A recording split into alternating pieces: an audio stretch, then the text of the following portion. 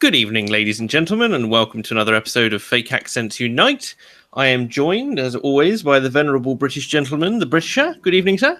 Good evening. And special guest this week, Zarathustra. So, good evening, Sarah. Good evening. Hello.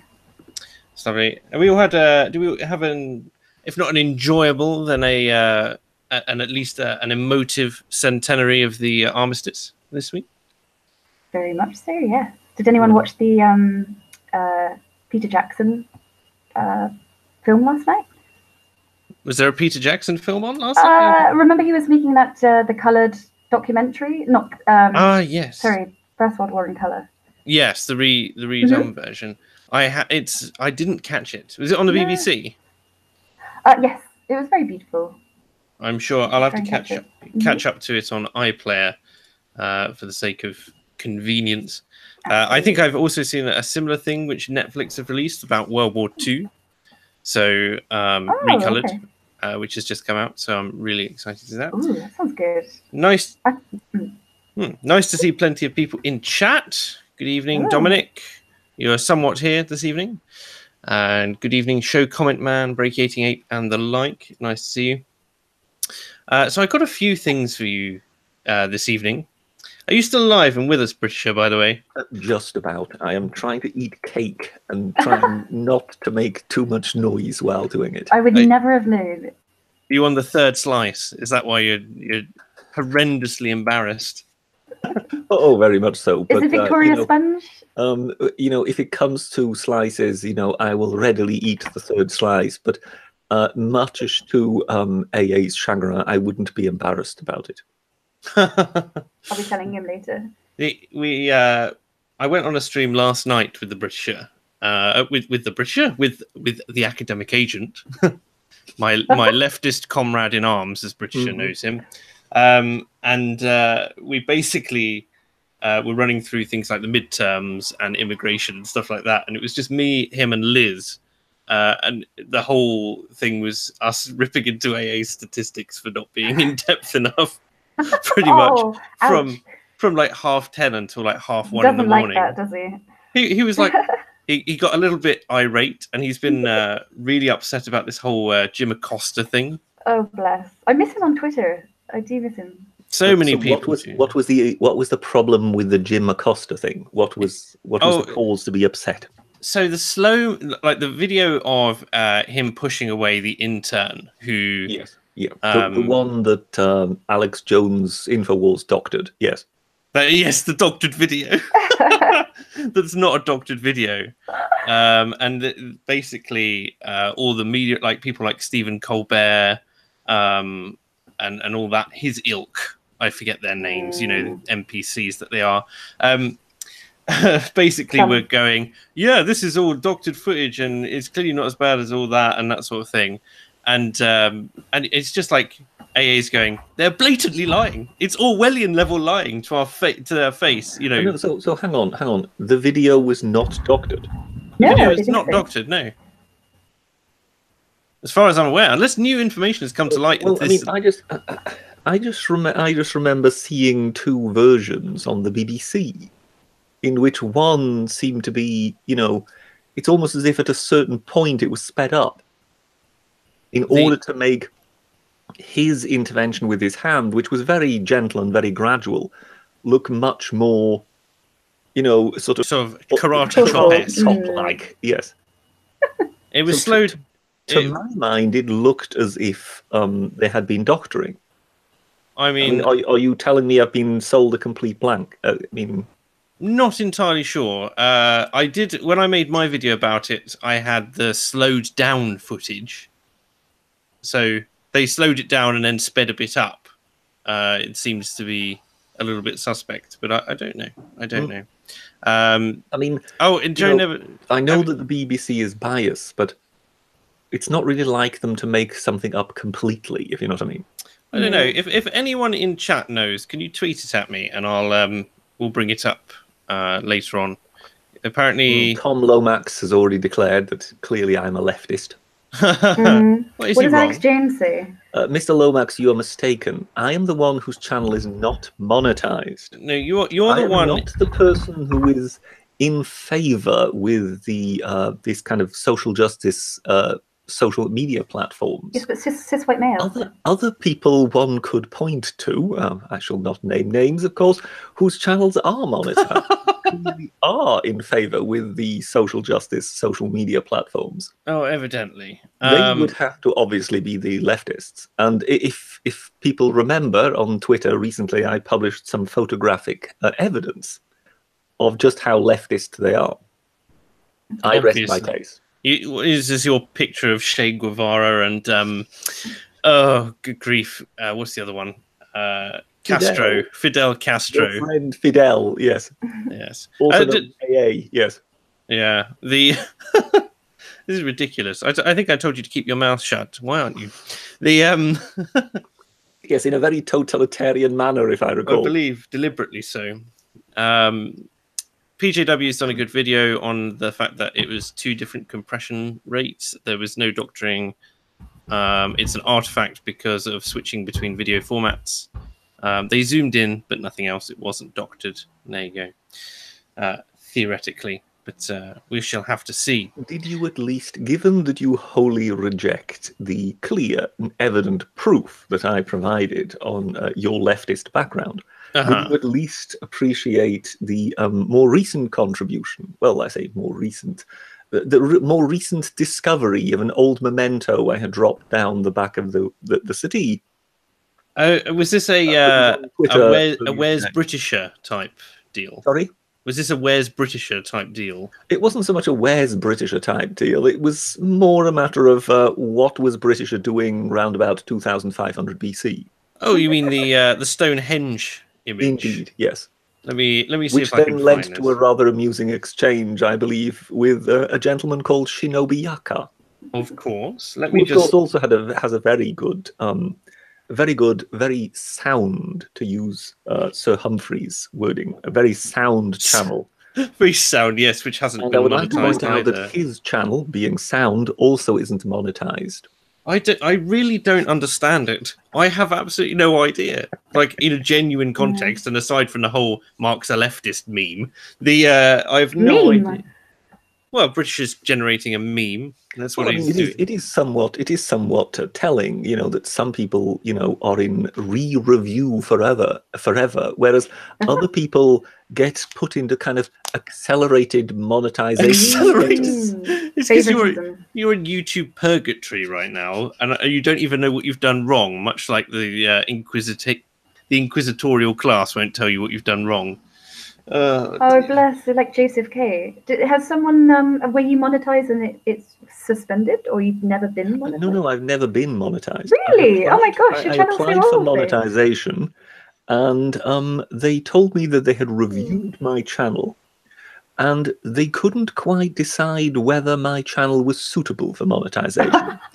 This coming from Britisher, the most family-friendly news source you could possibly have. I mean, I was going to say, have you seen these streams and how many more? Yes, they would then. They announced they would re-review it in time. And they never did. That was 6 months ago. Oh, it must be ages ago. I mean, it's ridiculous.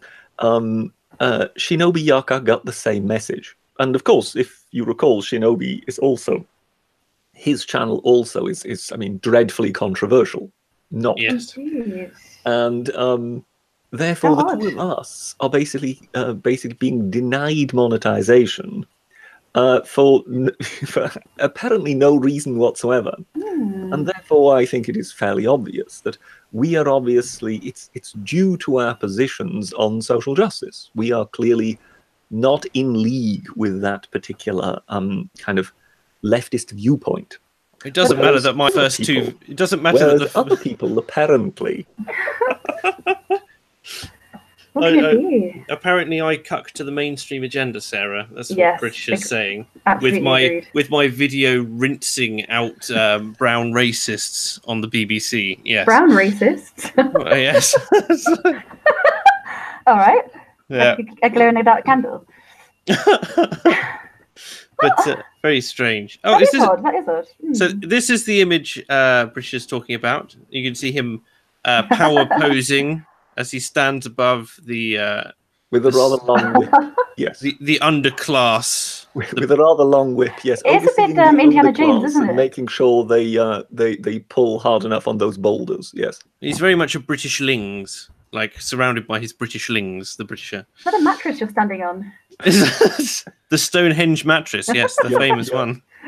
No, it's remarkable that so far there hasn't been any reaction as to where that picture originated from. Yes, where did it originate People from? have commented on what they refer to as the power pose. Yes. Yes, the Tory power pose. But I would say it's far from a Tory power pose. Well, I don't know. Have you seen these poses? I can't really see Jacob Rees-Mogg power posing like that. Yes, no, he's definitely much more of a hands on hips kind of gentleman. Yes, I think anybody who is familiar with the tales of Harry Flashman will be familiar with that particular image. Yeah, well, I'm glad that you're proud enough to share it with the world, Britisher. Although, of course, I mean, I'm only pointing to a similarity with that particular image. More than likely, the Flashman book cover was inspired by that particular depiction of myself, because, as you always keep telling everybody, I am ageless. So, I mean, who would have been the contractor overseeing the building of Stonehenge if not myself? You're not ageless, Britisher. You're like more ageful, to the tune of about 35, 350 lifetimes. You know. Like... I mean, Shinobi Yaka basically referred to the fact that I had obviously forgotten to put a roof on it. Yes. At which point I pointed out that it wasn't that I'd forgotten that. Basically, before I ever got to that, I got a more lucrative contract from Egypt. You did much better there. Corrected the mistakes, changed the shape and everything. Very much so. Made of a square to start with. We're just going to run through some super chats before we get on to the articles for this evening. So Scruton is here. Thank you very much, sir. It says, first, I claim the yummy bunny. How do you feel about being objectified, Britisher? Yummy. Lord Pterodax, who was previously Saurosapien, donated £5. Thank you very much, sir. Says, Pharaoh Akhenaten was Moses. His followers fled Egypt under Horemheb and founded Israel. Akhenaten's grandfather was Joseph, son of Jacob. I don't know much about the truth of that statement. If anything, it might have been the high priests of Akhenaten. I have no idea. Akhenaten was basically the pharaoh who changed Egyptian religion. I mean, you know, we know that the Egyptians had lots and lots of gods, and he was the one who said, "Oh no, we're doing away with that. Henceforth, there will just be one god we worship. It will be the Aten." That's the sun, wasn't it? That's Osiris. So he therefore then kind of built his new capital somewhere else, and of course, the worship of the god Aten was prioritized above everything else, if you know what I mean. But no sooner was he gone. I mean, you have to understand that first you needed to have the sort of power-crazed madman die, and then the traditional order reasserted itself. So the first thing that had to happen was his son needed to be renamed. So he got renamed from Tutankhaten to Tutankhamun. I'm trying to think how many times you've regaled us with this story now. And I must be... Well, yes, I mean, I as has been pointed out, I do have a habit of sometimes repeating myself. I've not heard this one before. When it comes to the story of basically the Aten religion, because it was monotheistic, that could have been the exodus of the Israelites, that effectively the Egyptians would have just thrown them out. It's possible, except one doesn't believe that early Judaism might have been as monotheistic as is made out to be. Interesting. It may have been one of those religions that became monotheistic. Also, I mean, it certainly existed within a pantheistic group of tribes. Yeah, I mean, also one of the problems that you have is that the dynasties of the pharaohs don't quite match up with where we believe Jewish history begins, so to speak. Mm. As we've already ascertained from the British's much famed Cyber Pass quiz, my knowledge of Egyptian, Roman, and British history leaves a lot to be desired. No denials there. Well, yeah, it's just, I mean, it's, how should we say, it's, in my case, it is just a product of having watched one too many documentaries. At least that's my excuse. Whereas, of course, you just say, I was there and witnessed it all. I don't say, yes. It's as Chat was saying a moment ago, we can see the Britisher discussing his grandfather's legacy. Well, I mean, you know, obviously I would have been the person who led Moses to the ford, because the parting of the Red Sea has been explained insofar as, you know, that one believes there are sort of certain parts of the Red Sea which would have been fordable. Well, the Red Sea is interesting because there's a lot of speculation it's a mistranslation of the Reed Sea, which is also in the vicinity, which is much relatively smaller, but it also has a huge spit of land which goes almost directly across the middle of it. Which I'm always a bit skeptical when I hear those things, because it's because in English that makes perfect sense. Reed and red could be misconstrued. No, well, that, as I say, I was watching but a I've got translation. The feeling more than likely in ancient languages, reeds and red would be completely different words, if you know what I mean. Well, as I say, I have only got this documentary which I was watching on the thing, which was talking about how the translation happened. But there's a spit of land, as I say, which goes across it. That I think in the 1800s, a very strange event happened, and the sea appeared to part, and the spit rose effectively from the depths. And that's theorized that it could be one way in which it could have been forded. That sounds, you know, perfectly plausible. Yes. So there's that. How did we get onto this tangent? Oh, that was right. You know, it sounds perfectly plausible. It can't be the solution because it's not what I saw when I was there. They forded the Red Sea, and that was that. These are now two competing theories of yours. Right. Either it was the Reed Sea parting due to a natural phenomenon, or I was there, but then you would have to believe my version of events. Or I could believe that you were there, but seeing as you're your own father, and when you reach the end of history, you just go round again, your memory may be somewhat corrupted. I'm a kind of Doctor Who kind of regenerates, am I? Oh, something to that effect. Some such thing, yes. Just as long as I don't regenerate into a woman. Well, you've gone round. Then I would start hating myself. Yes. You've gone round so many times now, of course, that you're nothing but a brain in a jar, and I keep you on my shelf, where you try and avoid brain rot, and I try and keep you from it by stimulating you. It's not actually me. With conversation, chat before you get any ideas. The brain in the jar is me, but it's just because the labels fell off, and you stuck the wrong label back on. The label should actually read Lister. That's a good reference. I'll give you that one. The what is it? So it's going. Hang on, Lister is you. Apparently, according to you are in your own office, guarding over a jar with your own brain in it. And across the way, I have a box which says "or Rob or Ross" on it. Yes, precisely. Yes. Yes, but that kind of means that you are looking after your own self from the future. You do realize we've lost a great many people of the audience by now. I have, no doubt. With Red Dwarf. Who are basically the audience is caught up on whether or not Time Lords should have. Don't realize that there was a very good meme earlier today on Twitter in which various personages were represented as the members of the cast of Red Dwarf.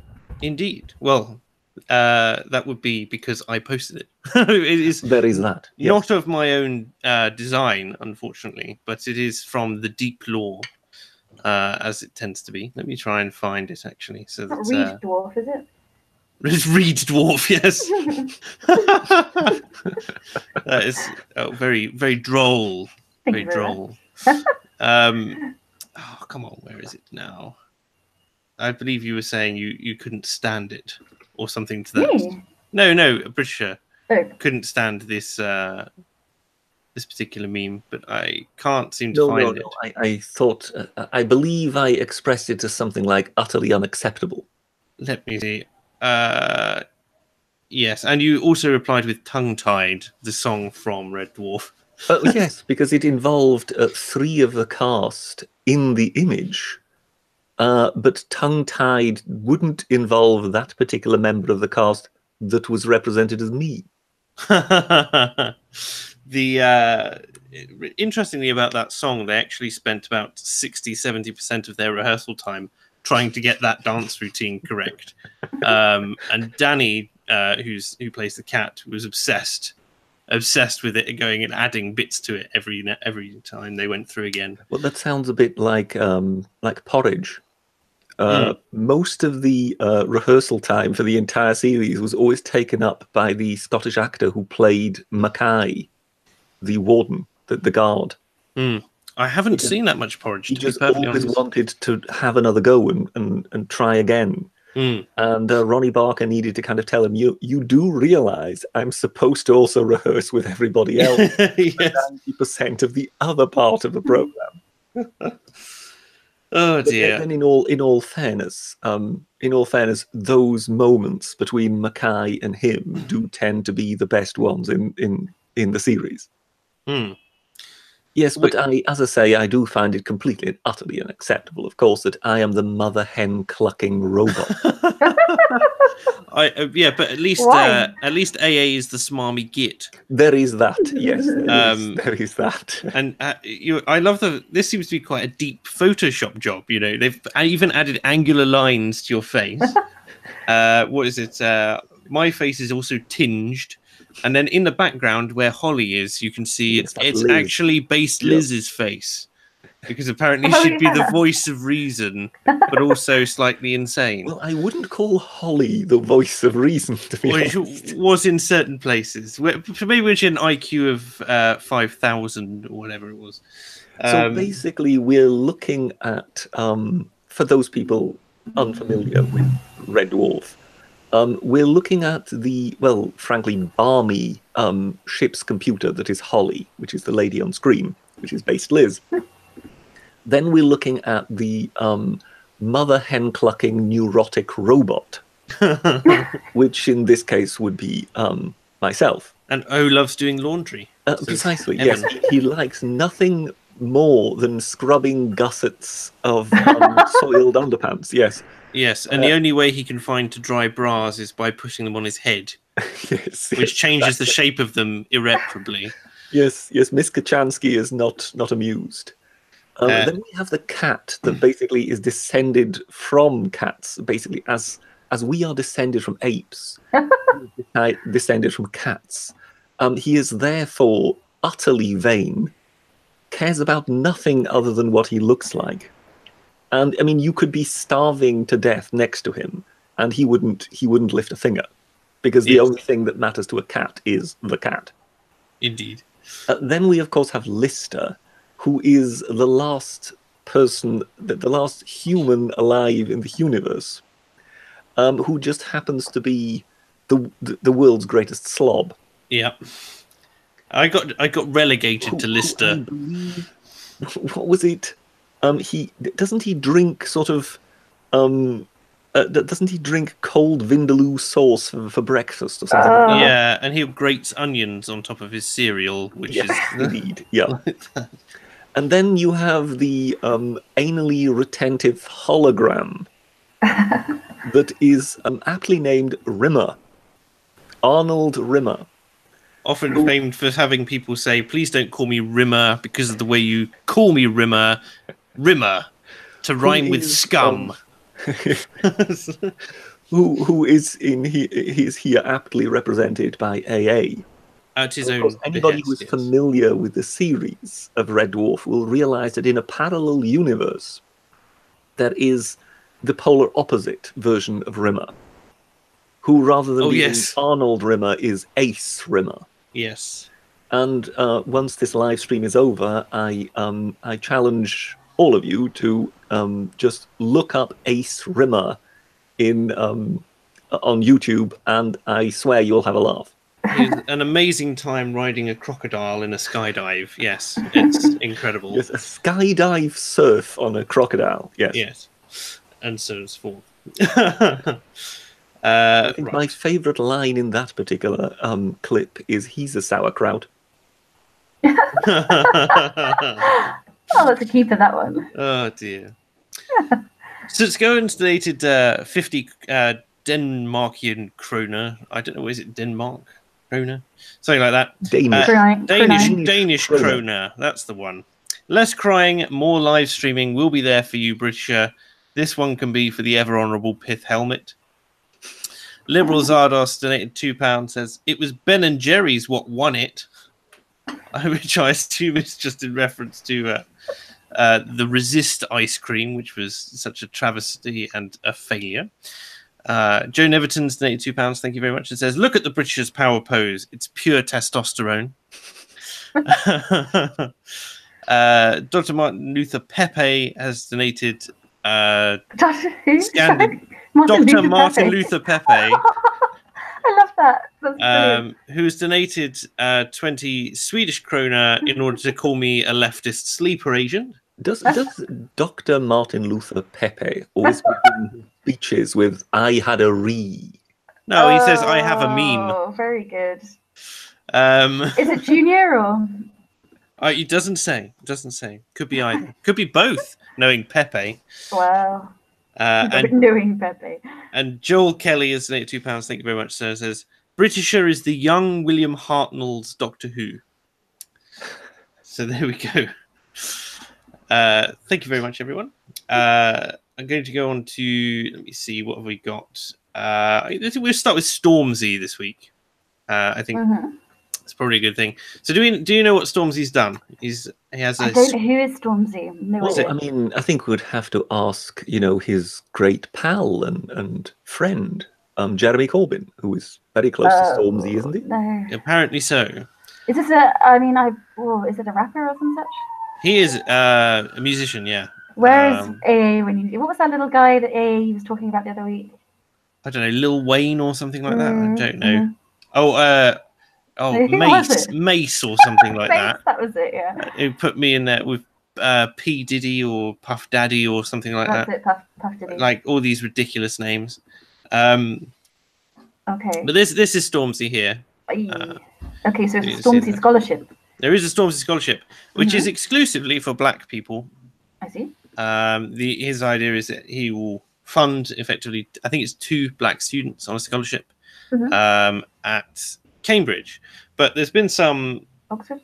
No, there's been some controversy because he's been saying that he originally went to Oxford and asked them to take the scholarship, and they said no. And then he's spouted off about it on Twitter, and now University of Oxford is saying it denies that it rejected an offer to fund 2 black students through a scholarship scheme. It told Radio 1 Newsbeat that it admired his commitment, but had not received or turned down any offer or proposal, and so on and so forth. So it's just a very strange series of events. But the idea of just a black-only scholarship is a bit racist, isn't it? Like, just on the face of it, because it's not disadvantaged blacks either. It's just 2 black students, as far as I'm aware. I mean, scholarship is very generous, but I don't know. It's difficult. I don't know how you get away with anyone else. Although if it can fund 2 students, that's good. But well, I think in those cases one should always basically just invert it and just basically say, okay, if somebody goes to a university and says, I'm prepared to pay for some scholarships, but only if the people who receive the scholarships are white, would the universities be willing to accept it? No. Let's face not it, publicly. No. Not even if you specify disadvantaged white working class kids. No. Just basically, they must be white. Yeah. And in that case, you cannot help but feel, if it's not all right to do for one group, then it cannot be all right to do for another. Just very strange. It's just Cambridge are going to go for it, are they? Cambridge have gone for it, yeah. And they're the ones who provide it now. Cambridge and Oxford have both been criticised for not admitting many Black, Asian, and minority ethnic students. The only 17.9% of new students who went to Oxford University were from a Barmy background.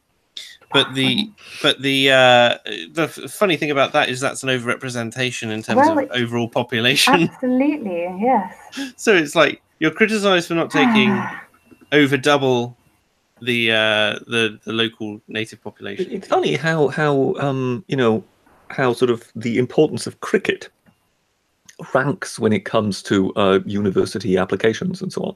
Why does the importance of cricket play a factor? Well, because of course the Barmy Army, that's the England cricket supporters, isn't it? Oh, for goodness sake. Oh dear. Sutsgoen has confirmed to me it is Danish kroner. Like in a proper empire, our coin is named after the crown. Fair enough, sir. Fair enough. I get it wrong every week, so it's just like, I'll try my best, man. I'll try my best. But yeah, just the idea of scholarship that's for one skin color. I'd be more embarrassed by taking it up being called the Stormzy scholarship. Really? He gives a lot to charity. I know it is. Like you wonder. I don't think it's pretty much a vanity project for him, but that's fair enough. But and I kind of admire what he wants to do, but not the narrative that he's taken to get there, and his misconstrual of where probably funding needs to go. Well, no, I mean, it would be a perfectly good thing to basically say, I want to help, some kind of deserving people who haven't got the funds to do this to study at university. That's perfectly fine. But the moment you stipulate, yes, that it's for have to have the same skin color as I have.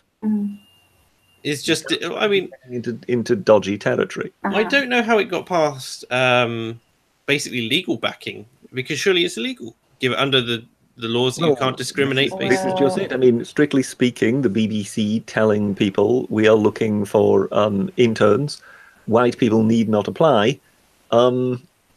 Is strictly speaking illegal, but for some reason one is getting away with it. There are precedents I could think of where it happened for sensible reasons. So, for example, in Northern Ireland, when they basically needed to rebalance the police force, because you have to understand that prior to the Good Friday Agreement, something like 97 or 98 of the percent of the police were Protestants. Oh, yikes, crikey. Really? That was unsustainable.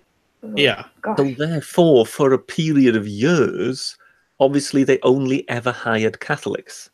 Now, that could be said to be exclusionary, if you know what I mean, discriminatory. But one can clearly see why that was done.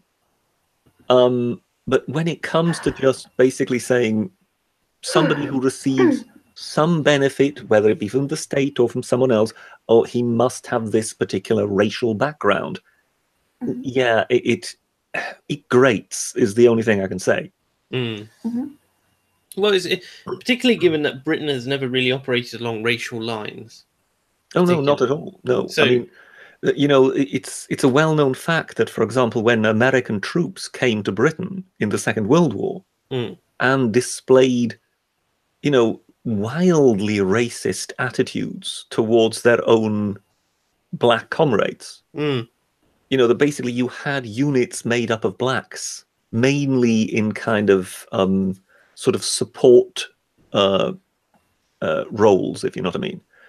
And yeah, the particularly sort of soldiers from southern states, turned out to be incredibly racist towards them, and the British couldn't really understand it. So, despite what we're always being told, of course there has been racism, of course there is racism, but the idea that it's somehow culturally ingrained in this nation isn't really true. And it is moments when you have that direct comparison of when you bring in, some troops from Mississippi and Alabama, and then suddenly the Brits are kind of confronted with that, and you've kind of got the sort of British Mannering figures going, oh dear, that's when you kind of realise that yes, Oh, it dear. isn't actually at home here. This constant allegation that the British have always been, you know, hardline racist. It's just not true. I agree. I totally agree. But let's move on from racism right now. Let's move on to something more in Sarah's alley, which is Sir Roger Scruton. Ah, my hero. Who, as you know, very intelligent man. He's been elected or chosen, shall I say, to head a new housing body amid calls for him to quit. And he's having to be defended because apparently he's a hateful person. Well, it's just he's written 50 books. They've essentially done what they can. Probably the old Control-Alt-Delete, scanned them for anything that can indict him, and have found what they think is evidence of criticism of Islam. And he's very Christian, so of course he doesn't believe in gay marriage, and that's a problem for Labour. But that's it. I mean, that's their main criticisms. But they want to essentially, destroy this project, which is a very optimistic, very positive project that actually, for once, can be enjoyed by everybody. But, it's also almost completely unrelated to the other topic. So it's like if he's capable, if the reason he's been chosen is because he, you know, they think he can design some beautiful buildings, and he's so good at this stuff, and that sort of thing, then why shouldn't he? It doesn't really matter what his personal views are. It's completely irrelevant. He's not going to be baking swastikas into the plaster work, you know. Well, I was just waiting for someone to bring up Albert Speer. I feel like it's going to have some sweepstake on it already. The way I see it is just as you say. It has nothing to do with the subject at hand. It's completely unrelated to it. So the way I would look at it in that case is, when it comes to the Labour Party, their official position is to maintain the nuclear deterrent. Fine. If they get upset about these sort of things, that basically, if there isn't somebody who sings from the hymn sheet on every single thing, then they have to go. Fine. In that case, they must weed out every single unilateralist among their front bench and possibly among all their backbenchers and fire them. Are you basically saying if they're not willing to do that, then they are utter hypocrites. Indeed. And then we just basically don't have to pay any heed to what they're saying about it. Are you saying let the party without sin cast the first stone, Bridger? Very much along those lines, yes. Yes, indeed. Can one stone oneself? So Labour has said that past hateful comments about homosexuality, which he once called not normal. It isn't. Which it isn't, according to the scientific description of normality. He does have a whole book dedicated to this as well. He's very thoughtful in his explanations. And it's just like, it's abnormal. I mean, you know, that doesn't mean we treat them as less than human. Something not being normal doesn't mean it basically needs to be bad and it needs to be persecuted and whatever. It just means it's different. Not normal. It's different. If you're born with, I don't know, a withered left arm or something like that, you're not normal. But that doesn't mean we just put you down. Yes. Not normal is not synonymous with not people. Do you mean it basically means you're not average. It's really the sort of thing. Do you know who else is not normal? Usain Bolt. It's not normal. Yes, he's also not normal. You look at rugby players. I mean, look at the shape of them. That's not normal. In fact, according to their height-weight ratio, they're all obese. Yes, the BMI scale doesn't work for rugby players. In fact, anyone who actually lifts, as I discovered to my chagrin when I was trying to join the military. But yes, Scruton has also said that Islamophobia is a propaganda word, which it is. Well, shocker. You know, it is. There's is that the best they could do then? An irrational fear of having your head chopped off by people who have a proven storied history of chopping people's heads off. He's such a clever individual as well, and he's such a thoughtful and very kind person, and he's always very interested in aesthetics and all the really positive things. Very erudite. What was the England football manager called who was gotten rid of for his views on Buddhism? What? On Buddhism? Yes. Was it Hoddle? I'm not sure. I People don't in the know. chat, some will no doubt know. Glenn Hoddle. Because he kind of subscribed to the views on reincarnation and whatever. That was his view. It was just basically his personal view. So, of course, some tabloid newspapers immediately cornered him, stuck microphones in his face and go, well, what about this then? What about children that are born disabled? So you think they're born disabled as a punishment for a previous life, do you? You know? Really? And basically he kind of, didn't quite know how to answer it and eventually kind of ended up sort of saying, well, yes-ish. After which it was then decided, oh, well, we'll have to let him go. So he was an England football manager who was got rid of due to his political beliefs. It had religious beliefs, yeah. It had nothing whatsoever to do with football or with anything else. And I mean, we've seen it with what was it? The Liberal Democrat leader. Oh yes, he was essentially got rid of for being a Catholic. Yeah. 100%. In fact, when his step down speech, he said, the only reason I'm stepping down is because it appears in British politics today that it is personal views are irreconcilable with the public consensus. What about Sharia law? That's why they did exactly the same thing with Jacob Rees-Mogg. They tried to topple him in that exactly same way. He did very well there in his response. You're against abortion then, you're against this, you're against that. And it tried in a way to kind of force the issue, and Jacob Rees-Mogg just wouldn't budge. He just said, well, no, these are just my personal views. It has nothing to do with my role as a politician.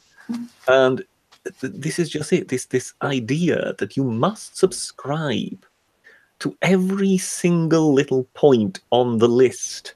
They don't even subscribe to their own points. If you don't subscribe to those points, you are automatically believed to be kind of, not sufficiently pure to hold a public position. Well, and you just think, I'm sorry, but according to that, no one is. No, but they apply this standard retroactively as well. There is no pure leader in all of history, apart from, I suppose, Islamists would say Muhammad was the perfect being. And Jesus was the perfect being for Christians. Well, he did once knock that table over there. In all fairness, one is more forgiving of certain leaders than one is of others. One can, but the left aren't. Well, it depends. I think certain leaders get an easier run in history than others do. Castro.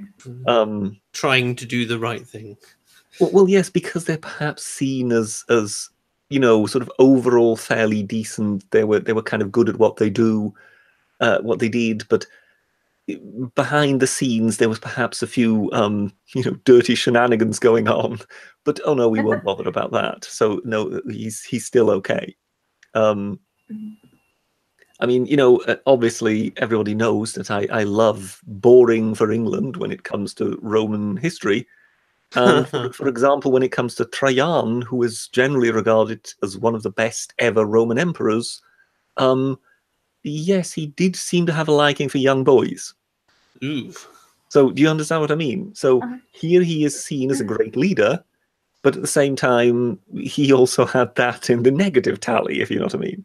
There's a huge difference between great and good. You're considered great because of your achievements, and you're considered good because of, or good or bad, I suppose, because of everything else. That's a very good way of putting it. Yes, so it's a difficult one to square these kind of things. Of course, when it comes to Muhammad, the one thing that is so jarring is that not only is he to be seen as great, but also to be seen as good. Perfect. In fact, good to the point of being a paragon. Yes. And yes, then in that case, then the example of marrying children doesn't really square. No, not with modern society. The racist. So naturally, the people who gave Scruton the unpaid, by the way, unpaid position. I know, bless him. Right, have said that Scruton's views have been misrepresented, which they have been, and smeared because he's uniquely qualified for the role because he's a world-leading authority on aesthetics. Exactly, and he's clever and kindly, and that's why they hate him. And that's the reason. And I can't stand them. They just want to ruin everything. I mean, this would actually be something that would, for once, they can't impose grievances on. That's why they don't like it, because it's just something positive and about beauty and, you know, building things to last and about the horizon of Britain and the future. They can't stand it. They're so resentful.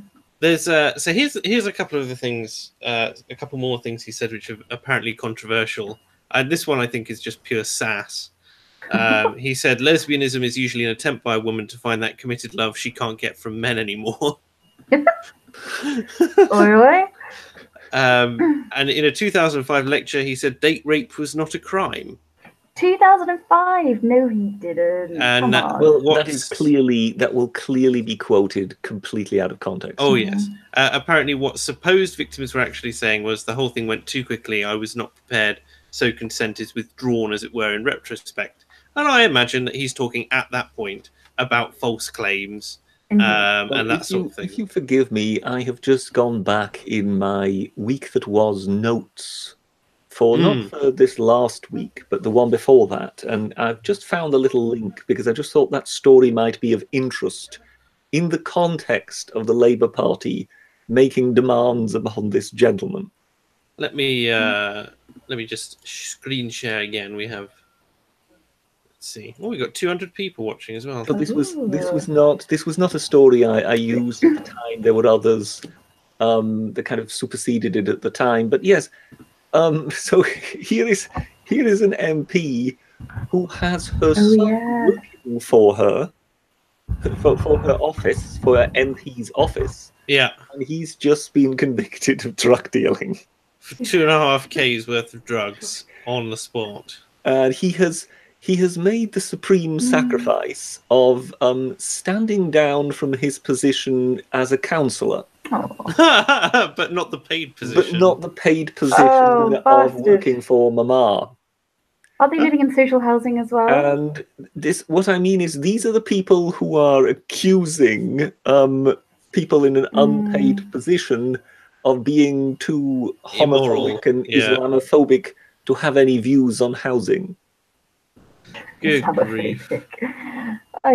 Just the word Islamophobia is just... Oh, it grates on me. I think you can see, maybe you can understand why I thought that this was relevant to what we were talking about. They've got such front and such cheek. He's also been let off awfully lightly as well. He was given a 2-month community order and 20 days of rehab. It's just he was found with cocaine, ecstasy, ketamine, and cannabis.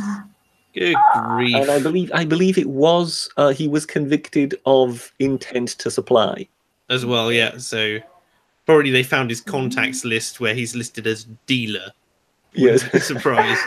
It's amazing how blatant it is. It was one of those stories I never used, but they kind of swim around in the back of your mind, if you know what I mean. And when something like this comes up, you just sort of think, well, hang on a moment. This is the club that is accusing this other chap of being unsuitable. Well, I like that they brought up the supposed anti-Semitism with Roger Scruton. Oh right, yeah. Bit of a ballsy move, but I guess that's how they get away with it because it's so difficult to argue because you're so incensed by it. Yeah, I mean, him saying his main opposition in the anti-Semitism thing isn't really an anti-Semite thing. It's he's opposed to George Soros. Absolutely. Right, and Soros is obviously Jewish and likes to staff his network with Jewish people. Well, what I would like to ask is, why? I mean, I know one could say that not all of them are, but why is the irrational fear of Muslims not anti-Semitism? What? Sorry? Unpack that for Well, us. the Arabs are Semitic. Yes. Oh, I see. Yes. I don't know. In the same way that Jews are? Yes. Both the Jews and the Arabs are Semitic people. Huh. Ooh. It is So it's a double whammy then, really. Well, I guess because anti-Semitic tell anyone that. strictly speaking, apply just as much to Saudi Arabians as it should to Israelis. I suppose because Islamophobia is a fear of the doctrine, as we know full well that Islam is not moderate and Muslims can be. When it comes to anti-Semitism as it is used as the religion, isn't it? I know it is. The religion of Judaism. Now, of course, I fully understand, before people start pointing it out, Pakistanis and, Afghans and Kazakhs, of course, are not Semitic. But, go with me here. You understand what I'm trying to get at. Well, don't spread it around. We can't have any more ammunition. Chat does point out not all Muslims are Semites. Yes, not precisely. That's what I was just saying. That, if you look at, then again, in all fairness, not all Jews are Semites, but the Jewish people as such are Semitic. Yes, and there is a ethnic Jews as well. Yes, as noted, and that's what it tends to refer to. Very good. But yes, he said. But I like this, right? So he says many of the Budapest intelligentsia are Jewish and form part of the Soros Empire network. And then adds, because it sounds pretty like he's tying a generalization in, and he's going, and the reason this is because of anti-Semitism in Hungary, that ethnic Hungarians and Jews have banded together into two different distinct groups that sort of are divided from one another, and so they're only hiring from one group because they've had to form together into this collective. And sort of taking out the anti-Semite edge, it's not about outlining the reasons why something are happening, and also just stating the fact that they happen to all be Jews and that he chose them because they were Jews is also not anti-Semitic. It's just that's just the fact. The interpretation of why can be anti-Semitic, but he's clearly made an evaluation which is not. Yes, his resistance to George Soros and Soros's organizations has nothing to do with the fact that George Soros is Jewish and that most people working for those organizations are Jewish. Yes, he's just stating the fact. It's the same way. It's anybody who perhaps opposes Hollywood. Israel? Hollywood. Most movie moguls will be Jewish. So does that mean that if I don't like these horrible comic book movies that are being churned out on a conveyor belt year after year, does that mean that I must be anti-Semitic? Yes. This is precisely it. That is the way it can be interpreted if you live in that sort of world. Yeah. And the truth is, no, it has nothing to do with that. It is simply I hate those movies. And for all those people out there in the chat who now want to object and want to tell me that, well, yes, but what about Batman and whatever? No, you're all wrong. They're rubbish. Yes, of course. Just going to hit the next two super chats because one of them is relevant to this conversation. So one of them says, Joe Neverton says, for £2, thank you, sir, special 80% tax for the insufferably left wing. Well, they do want that kind of taxation, so I don't see why not. 1%.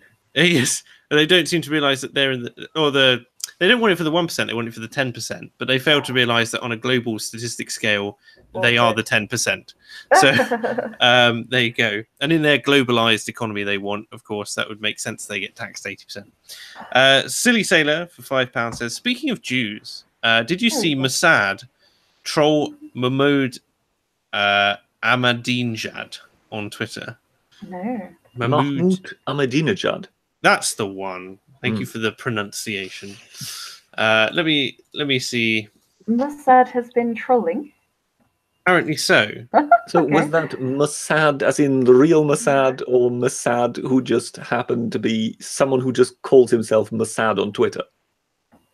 I don't know. As I say, I've only got access to the super chat, same as you. Let me see. The Mossad director. No, this is all years ago. I haven't seen anything. If you tweet it at me, then we may pull it up. But I can't see anything with a cursory glance. So there's that. Mr. Ahmadinejad was he is it the Prime Minister or the President of Iran? Yes. He's the one who has those eyes that, for one reason or another, almost function exactly the same as those of George W. Bush. Oh. It was kind of strange that the two of them had that kind of similar squint whilst they were in office at the same time. Both of them try to look tough simultaneously. Let me see. I mean, there's nothing quite as pathetic as an American president walking kind of, with his arms kind of pushed back, sort of trying to look like a cowboy moseying down the street, ready to draw his Colt and shoot someone. And the aviator jacket. Yeah, and I'm afraid that was George W. Bush. And I mean, Ahmadinejad was no less pathetic. I mean, but as they both of them had this kind of, I need to look hard, even though I'm, 5'2" and weedy. But what can you do?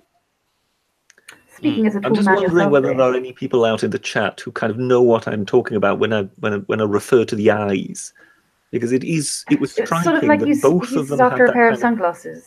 Sorry? Like he's after a pair of sunglasses. Yes. Right. Mm-hmm. I think when it comes to, I don't know what it will have been with Mr. Ahmadinejad, but when it came to President Bush, I'm quite sure he thought he looked like Clint Eastwood while he did it. So Silly Sailors just tweeted this at me. The Mossad is a parody account.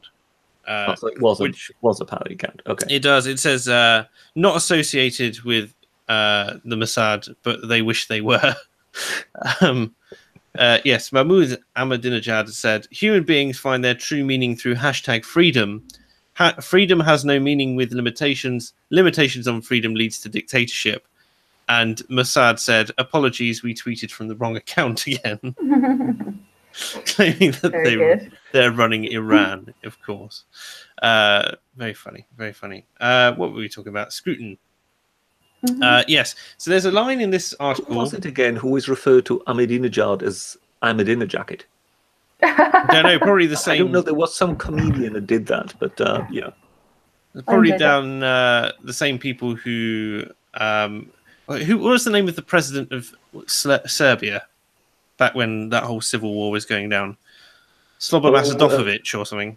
Oh, yeah. Milosevic, yes. Slobodan Milosevic. Slobodan Milosevic. There have been some interesting parodies of that name as well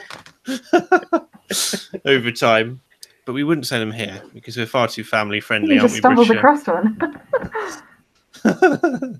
But yeah, so as part of here we go. So the Shadow Community Secretary, Andrew Gwynn, suggested Sir Roger made unacceptable comments speaking favourably of the National Front.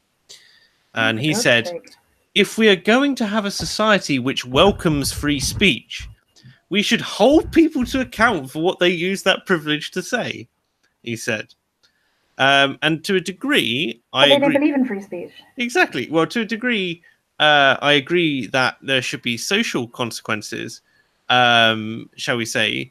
And so if they don't want to hire him to be their diversity officer, that's on them. However, in a completely unrelated job, in a completely unrelated field, with a completely unrelated skill set that doesn't require him to make comments, that isn't overseen by them, fob off. And he's also specialist. And it was also specialist, so you can't just replace him. How many specialists in this area will you find? So if you have something from which you have got tens of thousands of people to choose from, and there is somebody who has some views of which you perhaps don't approve, well, then you're in a somewhat different position than if you've basically got half a dozen people.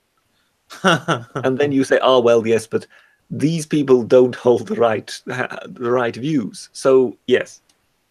Indeed. Sutskoen, thank you very much for 50 more Danish kroner. Says, most of these people agree now people should be paid more for working on weekends. Should we call them Nazis now? What? Do the Nazis work weekends? And did they pay people more on weekends? I just don't... Double time Sunday? Oh dear, you'll have to expand that one. You don't have to do it in super chat, but I'll be looking out for your comments. It's going. Well, I'm assuming it's kind of seen as from the perspective as in, they're capitalist trying to kind of enforce their market value. So therefore they would be seen as, free marketeers, thus Nazis. So I'm not sure if is that Scruton? Not sure. No doubt you can tell me. The funniest thing with that entire policy as well is all that will happen is exactly what is already happening. It's basically double time on Sunday or time and a half on a Sunday has been completely abolished because most people, and there are a lot of people on shift work selecting Sunday specifically because it's kind of an arbitrary day, it's only got traditional significance because of religion. All people do is they have their weekend is Friday and Saturday, or it's Monday and Tuesday, or it's Monday and Wednesday. There's no connection to the weekend anymore in the British thing. Most people don't work 9 to 5 anymore. Oh dear. Let me see. Well, there you go, Mr. Scruton. That's how I'm pronouncing it. Forgive me if that's completely wrong. Yes, they advocated for that. It's the same way that whoever wrote the article claims speaking favourably of some part of the Nationalist Front. Oh, great. Oh, I don't even care. Off you go, Sarah. We'll see you later. Well, for one, I just would like to say I'm glad to see that Sarah has finally managed to get her technical problems under control. Well, she does for me, Britisha. She doesn't. She's far too polite to say to you she doesn't really want to come on. Well, I managed to get it sorted for the quiz.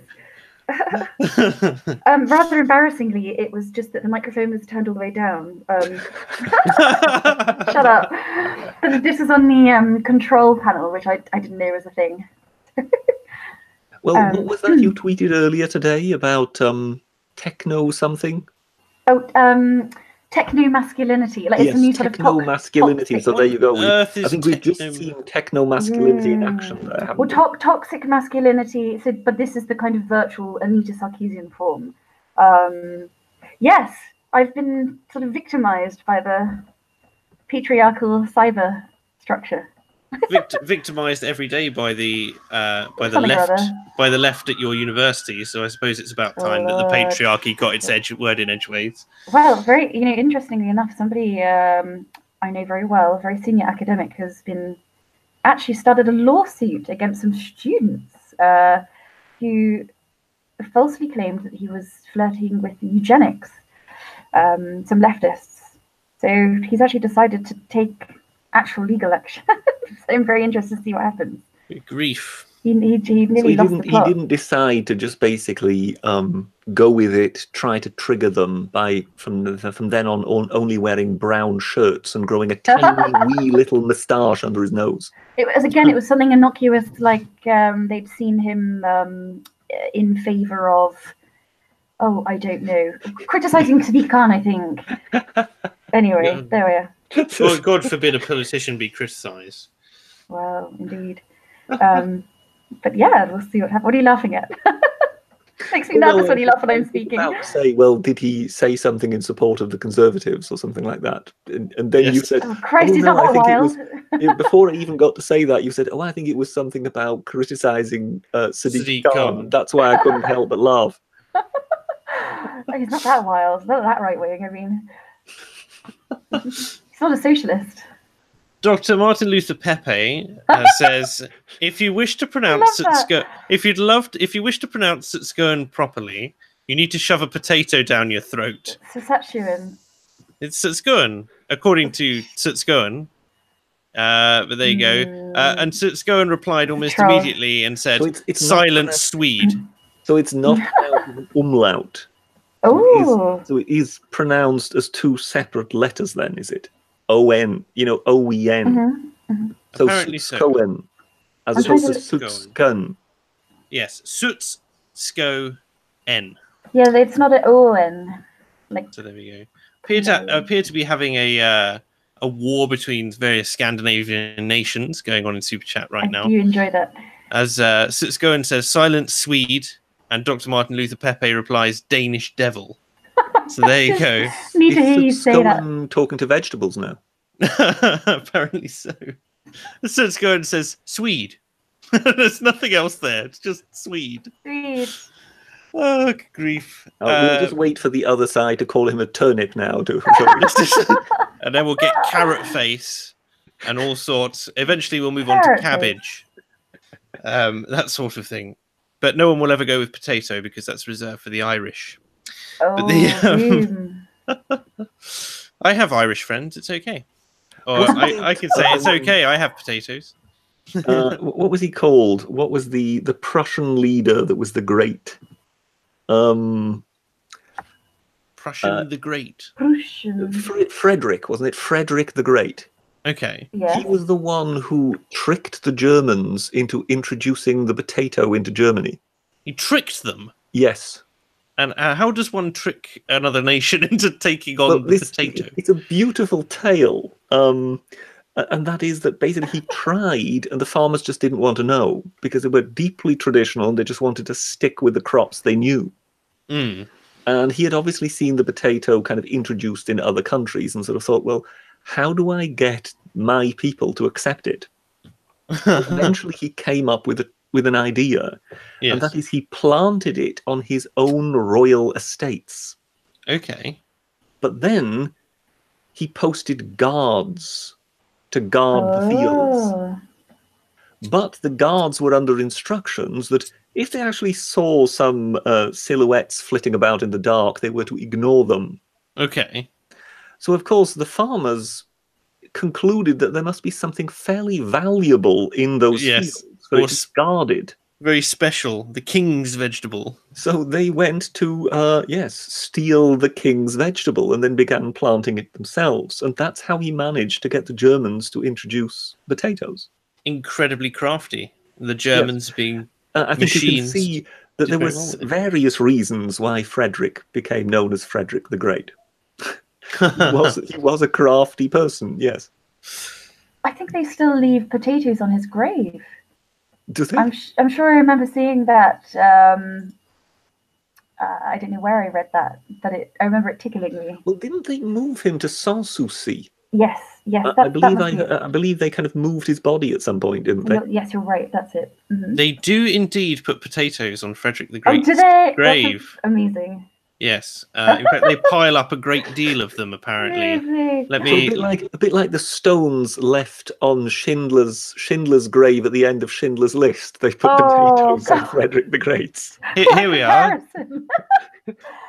Here's the image in question. There you are, with various potatoes of types. That's brilliant. Any French apparently. It's the only state in the history of the world to be abolished by the UN, apparently, is Prussia. But there we go. And yes, they go on to talk about injecting potatoes and work ethic into Prussia and Berlin. He used to wander around Berlin with a cane, beating people he thought were acting lazy. A so academic agent. There was also a famous line of his, wasn't there, when in a battle, a unit was ordered forward. Yeah. And let's say it was not going well, you know, so this unit kind of hesitated. And Frederick rode up to them on his high horse, looked down his nose at them and went, "Dogs, you want to live forever." Oh, very. And that line was taken into Starship Troopers. Hunde wollt ihr ewig leben. Basically, dogs do want to live forever. As in, look, you're going to die someday. It might as well be today. Do you want to live together forever? Amazing. I love this. Like, I'm reading this right now. He loved military parades and drills and tried to breed his own special regiment of tall soldiers, which he called the Potsdam Giants. So enthusiastic was he about this. He indicated to talent scouts that he was okay with kidnapping reluctant but tall men. And still, when he was, I'm reserving this idea right now that I'm going to introduce a particular brand of kind of like wagon wheels or something like that, and I'm going to call them the Potsdam Giants. Yes. And basically, when he was ill or depressed, he would order a couple hundred servicemen to parade through his bedroom until he felt better. I think he was prone to depression. By the time he died, That would cheer me up. 1 in 9 Prussian men were in the army, not including an additional 40,000 mercenaries. Well, what is interesting about him is that when you hear this, you would sort of think he is a militarist born and bred, if you know what I mean. Whereas, in fact, his father needed to force him. In his youth, he was much too much into poetry. And at one point, I think he even tried to run away. Good grief.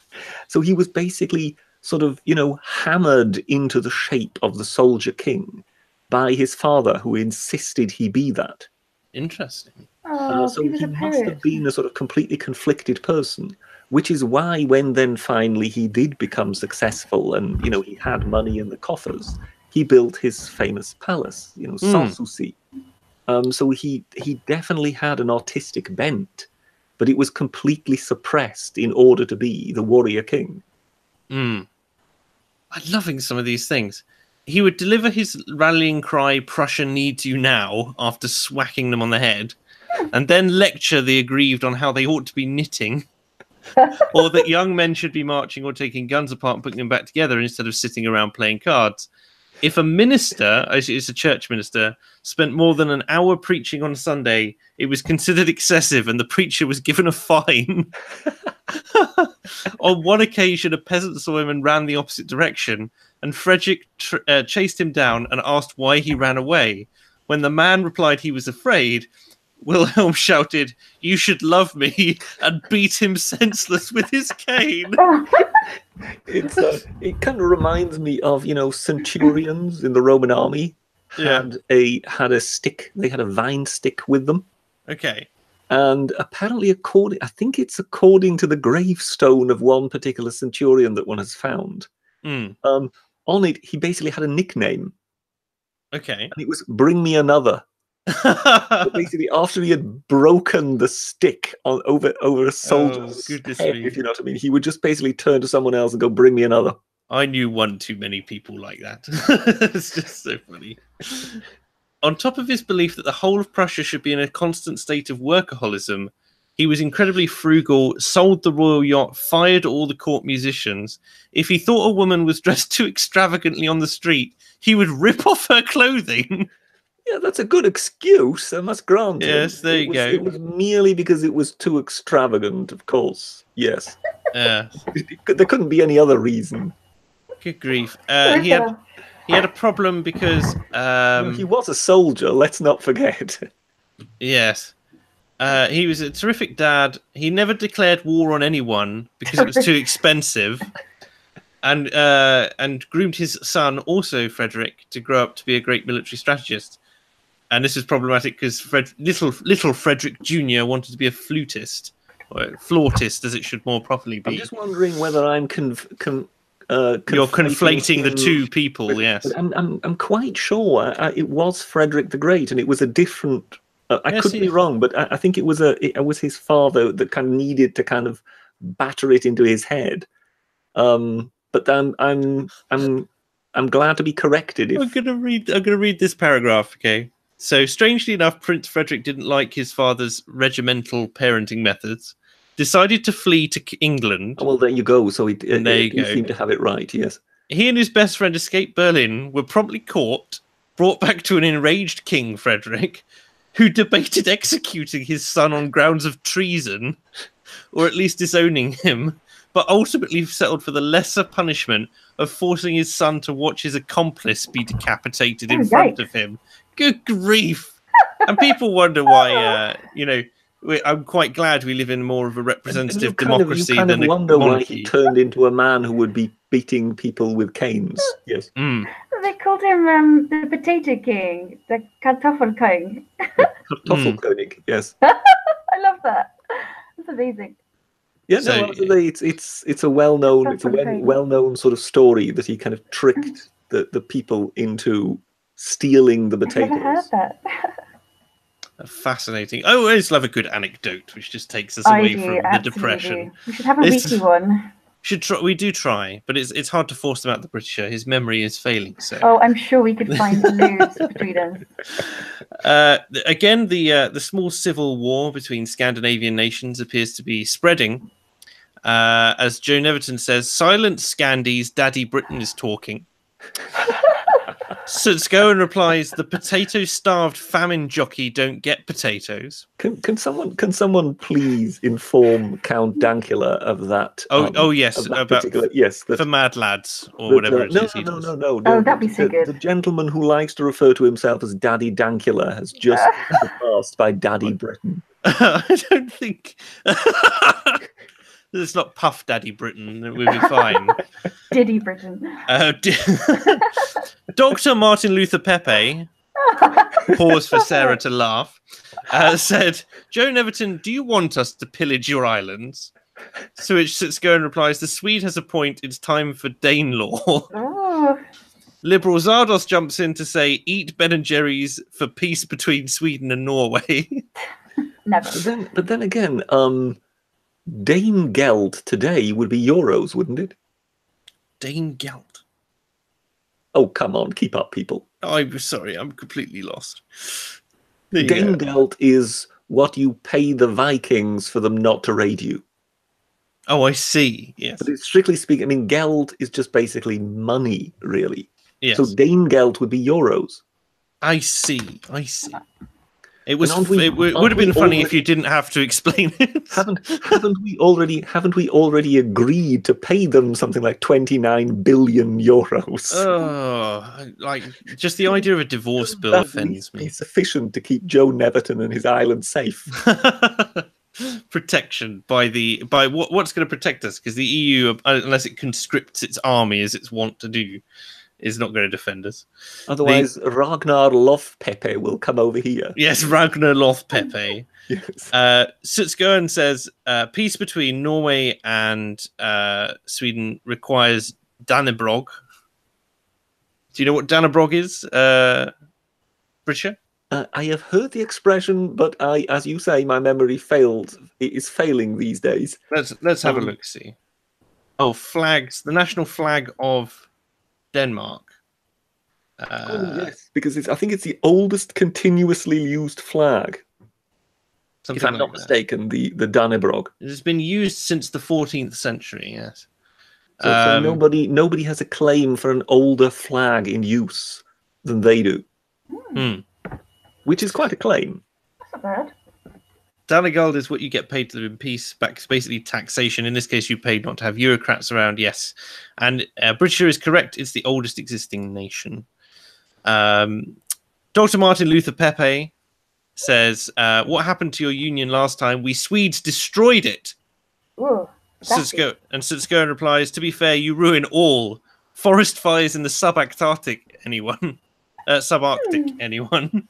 Yes, they did last. I don't think you have to look to something as obscure as forest fires. All you need to do is just mention the Vasa. Do elucidate us. Oh, it was the grand flagship of the Swedish fleet. Okay. I don't think it made it out of the harbour. Is it like the Swedish equivalent to the Titanic, effectively? Well, yes, it sunk on launch. Brief. Did someone hit it with the bottle too hard and just make a hole? No, it was one of those things where it was a kind of calamity, whereby in order to launch the ship, they had all the gun ports open, everything was looking wonderful, and as it then slid into the water and the sails were set, there was a slight side wind that just tilted it ever so much, enough for the water to get in through the lowest gun ports. And the rest is history, yes. Scowen says, I mentioned the Vasa on a daily basis. It sailed for about 200 meters before sinking. If I'm not mistaken, Vasa is now a well-known cracker bread. I have no idea. You can look it up for me in the background, and we'll see if we can put it up there. We'll see if the Scandinavians in the chat can confirm. Yes. I'm quite sure they'll know. Christian Verti has donated €2 and says the third minute of preaching is immoral. Really depends on the preacher, but if it's AA, I agree. Dr. Martin Luther Pepe says, at least we have forests, all you have are bushes. Sutsko says, you had forest fires in the subarctic again. and massive sigh has donated £2 and says, "Wessex till I die." So thank you very much for that. That was a bit more intensive. I just sort of let them tick on in the background. I thought maybe there would be one or two in there, but apparently we have the War of Scandinavia going on via fake accents. Via fake accents, paying the British to host the war between Scandinavian countries. There you go. But yes, there we go. I think we've pretty much laid the case of Sir Roger Scruton to rest. Yeah, I'm much more interested in Frederick now. Because Frederick, I might, as I say, need to contact Daddy Dankula, as it were, and try and get him to try and get him to do an episode of his absolute Mad Lads on Frederick. He's very good enjoyable presenting that sort of thing. What have we got? This is a weird thing. I didn't know this existed, so let me just screen share again and present. And here we are. So apparently there's this thing called isolation booths in school now. Have you heard about these? Lockers? Sorry? Lockers? No, lockers. No. Hundreds of people spend a week in school isolation booths. That's over the year, apparently. And they look something like this. So they're like little cubicles. Oh, like timeout sort of zones. Yeah, but they're so enclosed and you can't spin around in the chair when you're in there. Oh no. And there's seclusion rooms as well for even more difficult, very padded cell crazy type things. Or these, which look okay. Does it not remind you of like library?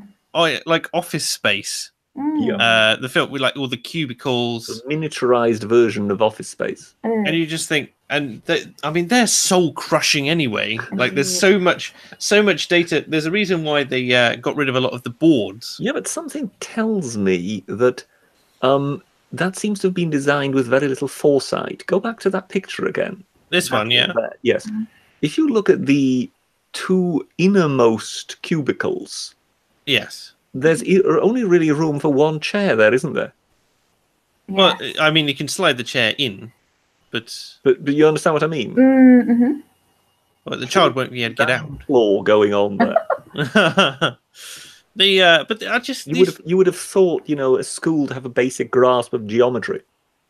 Yeah, but quite possibly. I mean, it is. It does seem to be primary schools. So let's not raise the bar too high here.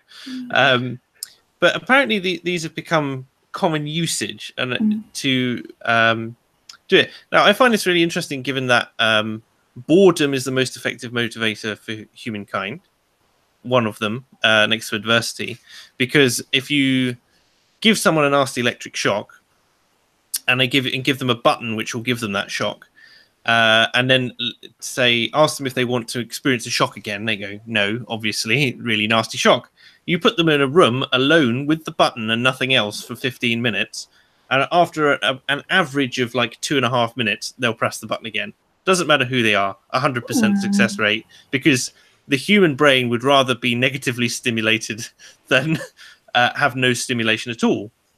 And so this to me is just like, particularly for kids as well, who have very, very active, both imaginations and, they're in that stage of life where they're trying, everything that they take in is an experience that their brain wants to learn about. This is effectively torture for kids. Well, I mean, what is it for? Is it meant to be like a sort of punishment for detention, or is it safe space? Theoretically, it's a punishment, right? Oh, okay. So difficult kids get put in these spaces, but apparently, like this kid here, for instance, spent like every day, because he was a difficult child, in isolation. So he spent at least more than 200 people spent at least 5 straight days in isolation booths. It's not like a timeout for the afternoon. It's you're difficult, into the torture booth you go. I would like to know whether the head, the headmaster, has spent any time in any of those isolation booths, just in order to actually get an idea of what he is actually doling out. Do you understand what I mean?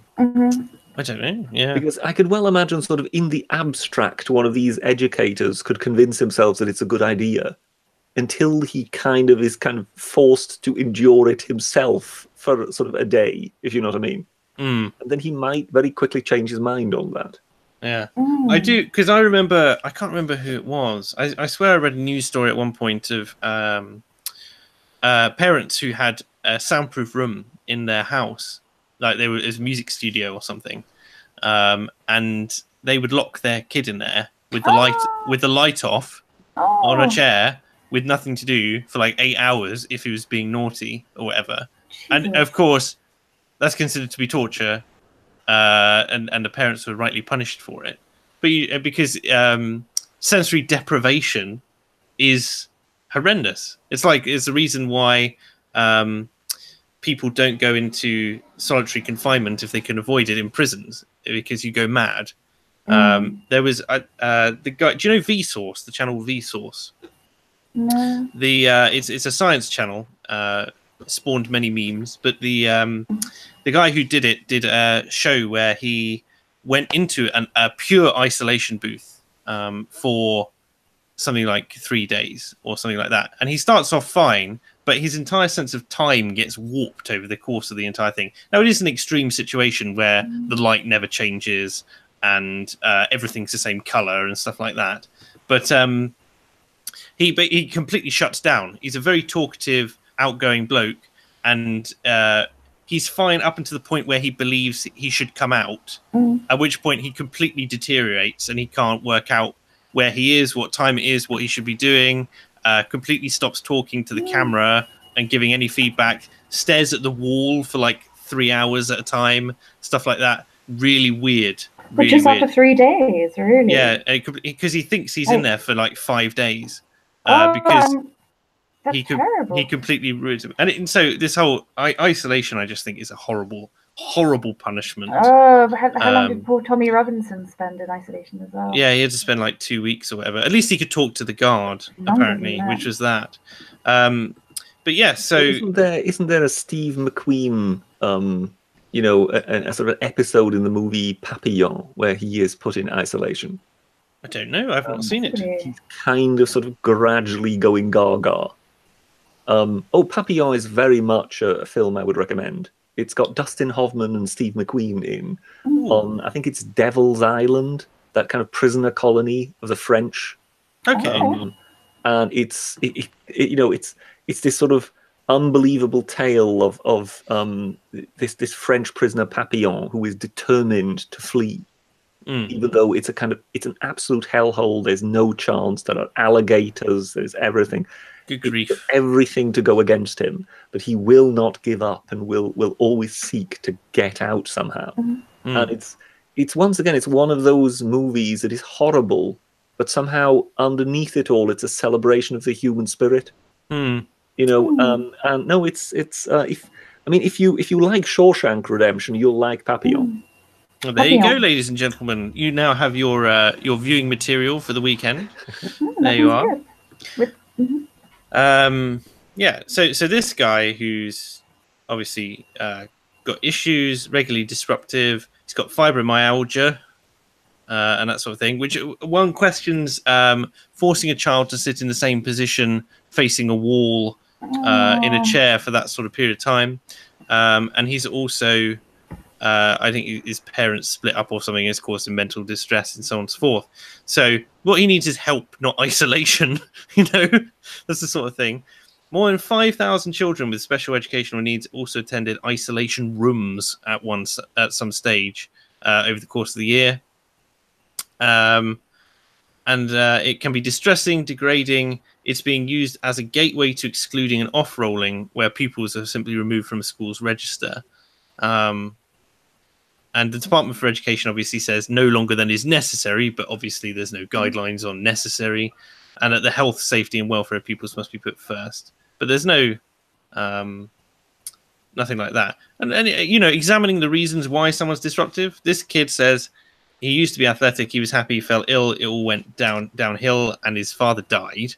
And he lives with his grandmother, so his mum's not in the picture, right? There's all these personal issues for why he's being disruptive. He needs his positive 16, I think now. Oh, bless. But he needs positive role models and support. He doesn't need to be locked in a booth, right, and told you're bad. It's just not the way. It's not the way to do it. As Chat tends to say, like, this is how you get people to resent society, and then you get, all sorts of trouble with people as they grow up, and so on and so forth. That's quite sad.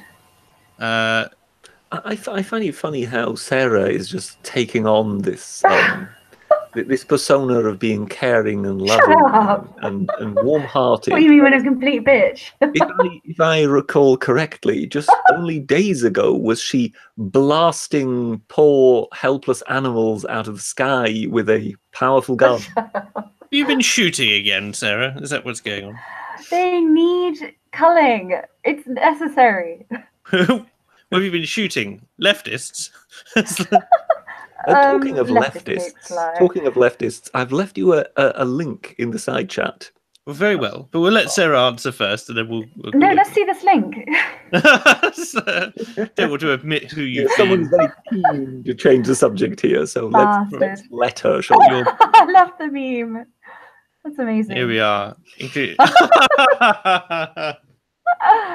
Instructing dirty leftist AA and not so obvious. Brilliant. That's Blackadder, isn't it? Yes, that's Blackadder the Third. I'm loving the stance. The power stance. I believe it is where two Shakespearean actors are instructing the prince that he must roar before he speaks. And he must kind of take up the stance to roar. Yes. Indeed. That's amazing. Thank you very much, Festus. That's great. Yes. What were we talking about? Oh, yes. We were talking about Sarah slaughtering everything that moves in the countryside. I wasn't slaughtering everything. She lets people go sometimes when she's feeling generous. Cathartic. It saves you from murdering humans, that's why. It keeps you. Did you see what were you actually shooting? Pheasants. Pheasants. Doing everything I can not to sound like a posh twat. But did you have to put your boot on them and shoot them at point blank range, Sarah? I mean, it seems a little bit excessive. Absolutely not. They were already wounded. They were already wounded when you went up and shot them in the face. Basically, you were gunning down wounded pheasants, were you? Oh, dude, I feel terrible. Sarah is disabled phobic. What do you? I mean, so basically, do you then have sort of game bird for dinner or something like that? Yes, I can certainly do that. I sometimes take it home for my dad. Yep. So how does what does pheasant taste like? For someone like myself, poor miserable commoner who has never had pheasant.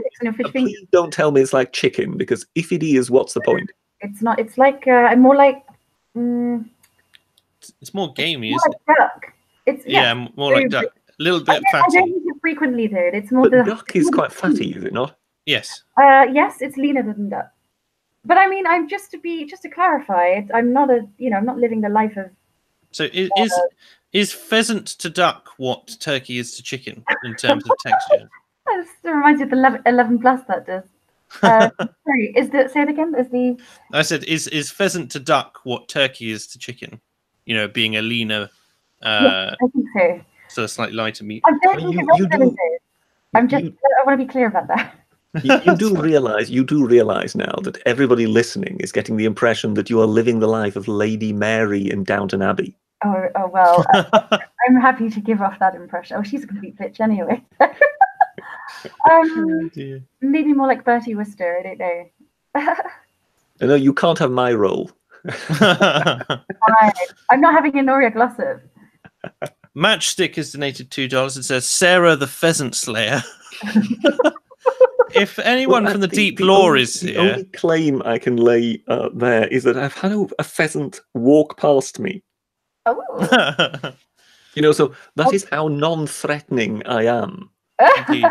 That a pheasant can come out of the countryside and kind of throwing me curious glances, just goes kind of strutting by in his colourful plumage.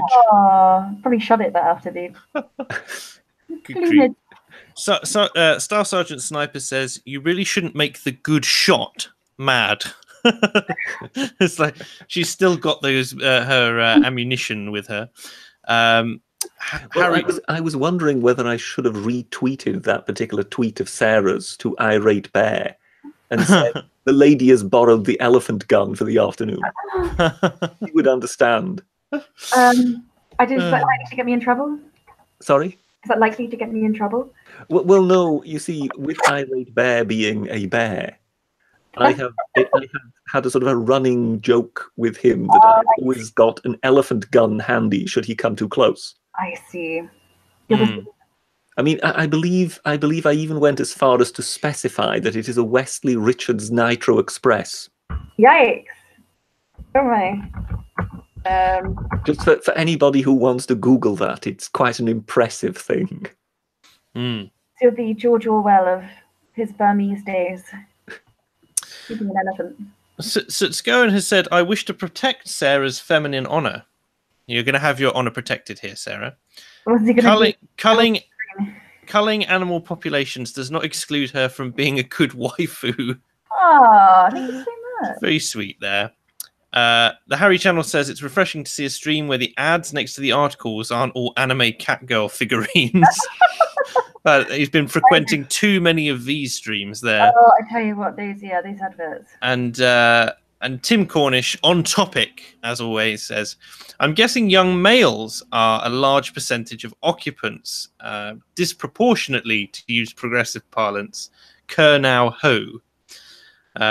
So yes, I suspect very much that. Yeah, so instead of basically you get rid of the playing fields, so there's no more football and rugby, and then you basically take the hyperactive young males and stick them in isolation booths instead. Indeed, I like how Harry Channel is like going, these are better ads or whatever. We've got the new parents and UK's neo-Nazi terror threat with a baby being cradled by a member of the KKK. London's homicides victims of 2018. This nonsense about a man who wants to be legally 20 years younger. Can we see the new parents? They sound like a... Well, we can see the new parents, but I'm just going to go through the rest of these. It says, "The band who faked a fan base and failed. That was a weird story, but not worth your time." It's a horse trying to escape the inferno of Sarah blasting her rifle after it. Don't call the reporter a horse. You know, clearly just having a bad hair day. They're reporting on the wildfire.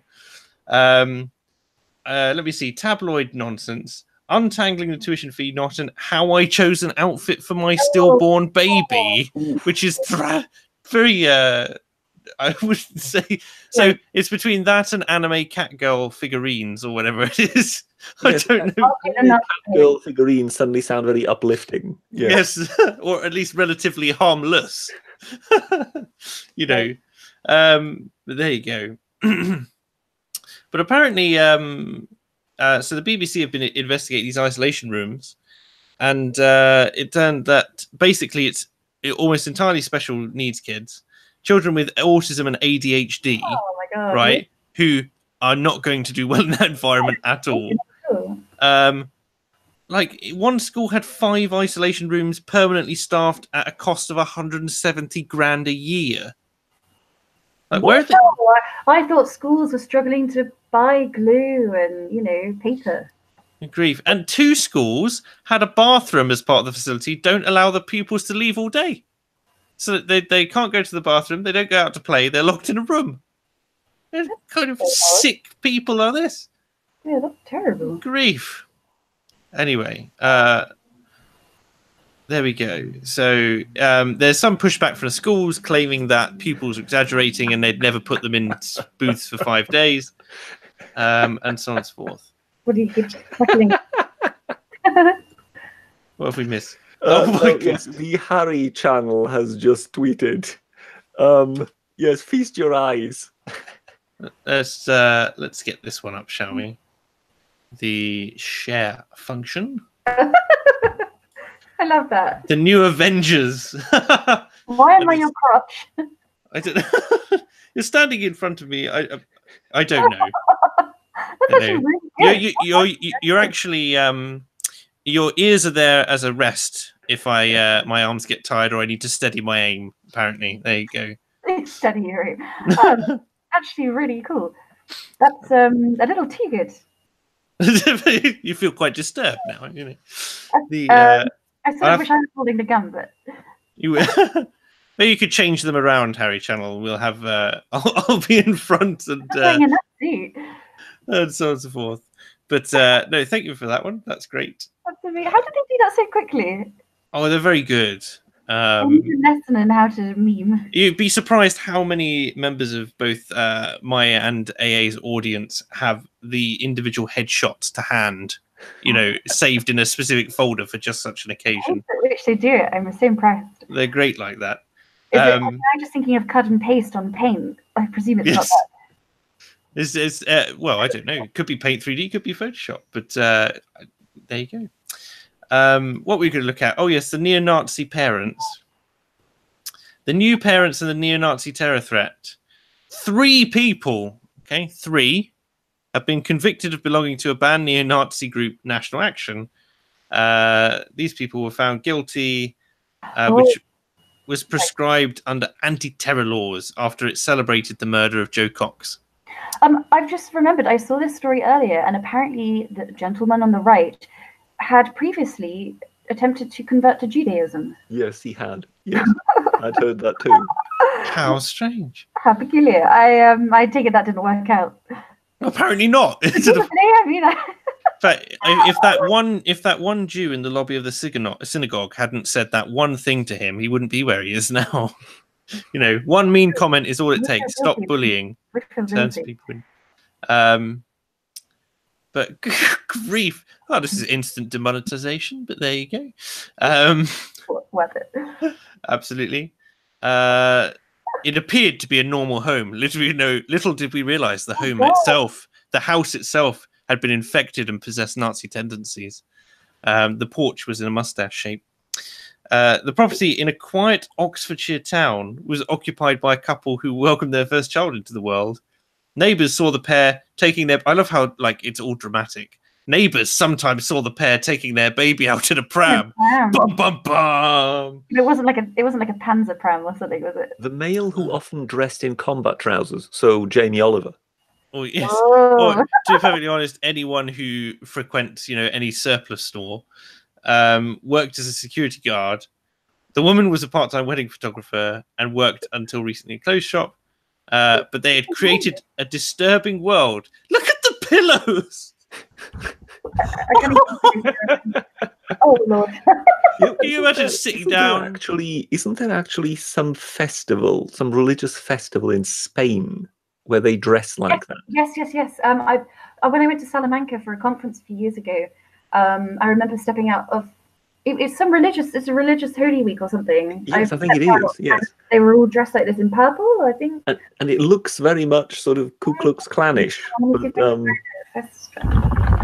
And they carry torches and everything, but it's supposedly religious. I couldn't get over it. Well, I mean, it predates the Ku Klux Klan by, you know, centuries. What you're saying is they culturally appropriated. The Ku Klux Klan are cultural appropriationists. Well, aren't they supposed to be? Isn't the idea of the outfits to be representing the ghosts of fallen Confederate soldiers? I heard that somewhere once, and that kind of, if you look at the outfit, you can kind of see where they're going with that. Lux at Lex says those outfits are Catholic originally, apparently. And there you go. Well, that would kind of point to the Spanish thing then, because as I say, I do believe there is some kind of Spanish festival. Karen just said Salamanca, so that might be the origin of it. Just gonna have those pillows definitely look like home embroidered. It's just like sitting. You mean you don't think they were purchased off from Amazon? No, they were stolen from Google. Going, what shall we embroider today? What shall we embroider today? Well, I only know how to do one pattern. So, The more concerning thing is that how many weapons I suppose they have. It would be funny if though they actually just had embroidered the cushions that way because they thought it was a Hindu peace symbol of good luck. Yes. They had weapons, machetes, crossbows, and axe under the bed, and a Nazi-style dagger. There were pendants bearing the black sun associated with the SS and the occult, and the insignia of the KKK. Their fridge was adorned by national action posters declaring Britain is ours, the rest must go. In order to preserve this baby's identity. Is the idea of a Nazi, though, not the expansion of the Germanic state? I mean, he's wearing KKK stuff, so I assume it's just general white supremacy at this point. We have a link, ladies and gentlemen. Capirote. It's Capirote, yes. Capirote. Oh my God, look at it! Oh yeah, very. I wonder how they get the conical, get them to stand up all day. Yeah, it must be reinforced inside. Yes, much like a 10-gallon hat or something. There we are. That's you can see why it kind of sprung to mind that there is something in Europe that exists that is kind of Ku Klux Klanish like in just by appearance, even though it has nothing to do with the Ku Klux Klan. I'm sure I remember the BBC accidentally misreporting it as a rally. I'm sure. Hang on. I mean, it's the cross on the front as well, which cross. Yes, you're just going, perhaps. Oh, good grief! The flagellant. It came from the flagellant tradition. This makes it even weirder if you don't know. You walk through the streets with a pointy hat on your head, whipping yourself, your own back. Yes. It was worn as a sign of public humiliation, prescribed in Spain and Portugal by the Inquisition to be worn as public humiliation. The colour was different, dependent on the judgment of the office. So people who were condemned, it was for criminals, basically, who weren't in prison. People condemned to be executed wore a red version. Other punishments used different colours. And it was kept on in the Catholic Brotherhood. But today, it's used to celebrate Easter, apparently. There you go. Well, I mean, it makes about as much sense as chocolate eggs and chocolate bunnies. Children can receive the first carote after their first Holy Communion when they enter the Brotherhood. No, the bunnies and the eggs are symbolic, I think. They are of new life, yes. No, the egg is meant to be what was rolled away. But what is Easter celebrating again? Resurrection, I think. Yeah, the resurrection, yeah. Well, yes, but I'm sorry, bunnies and eggs symbolize fertility. No, the egg was meant to be the stone in front of the tomb that rolled away, which is why you rolled it down a hill as a tradition. And then the bunnies are like the three hares, which are part of the Trinity. So what we're trying to say is we are believing the Christian excuse that this is not at all a usurpation of a previous pagan festival. It's a way that we can scoff chocolate. All this makes complete sense. It's a way we can scoff chocolate. Just allow it. Here it is: the three hares, circular motif, or meme appearing in sacred sites. Meme. The what is it? Hephaestus? Is it Hephaestus? No, the Harry Channel has sent us the original Avengers thing, which is why you are Joanna Lumley in the front. Apparently, got good legs. So there you go. Does anybody remember Joanna Lumley handbagging that Labour minister? Yes, I do remember that. Yes, that was one of the funniest things ever on television. Yeah, that was so uncomfortable to watch. Very basically. Gordon Brown's government had got it into its head that it could gain some cheap popularity by basically not allowing the Gurkhas into Britain.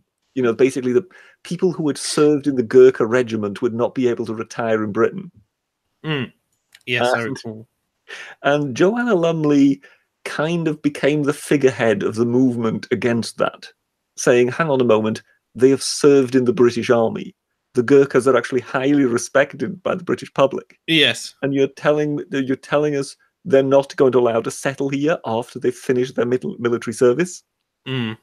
So, of course, the British government deluding itself that it was on a winner here because they had told themselves, oh well, the British don't like immigration. This is going to be a vote winner for us.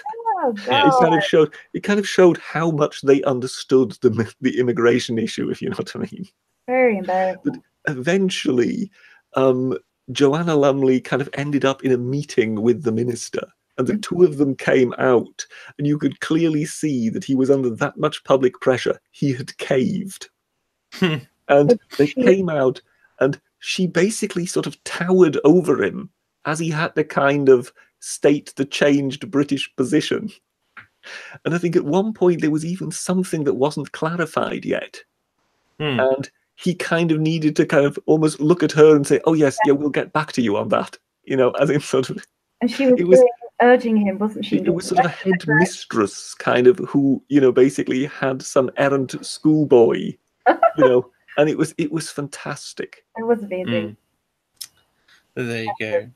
I'm just going to finish off with a couple of super chats, and then we're going to end.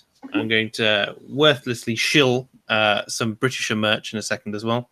So Silly Sailor says, booths with seats, referring to the isolation booths, spoiled. In my day, we stood. And Sutzkoen says, indoors, we stood outside in the rain. So it's just like... No shoes. No. You need to be indoors so that while you're standing barefoot on that huge block of ice, that the ice block doesn't melt too soon. Oh, Britisher. Right. I'm just going to share a little thing out just because I'm going to shill so that the academic agent doesn't like me very much. So there's the Unpopular Opinion store, as it's called, which is because there's a mixture of stuff from the Unpopular Opinion series run by the academic agent. So we have the Unpopular Opinions RPG shirts, pillows, and that sort of thing. We have the Immoral mug, right? So if I click this properly, there it is, which has 3 biscuits on it. There you are, and there's a bite out of the third one, which is why it's immoral. Oh, I love it. So there's that one. We have Britisher and not so obvious mugs, and obviously other members of the RPG party. But I enjoyed it.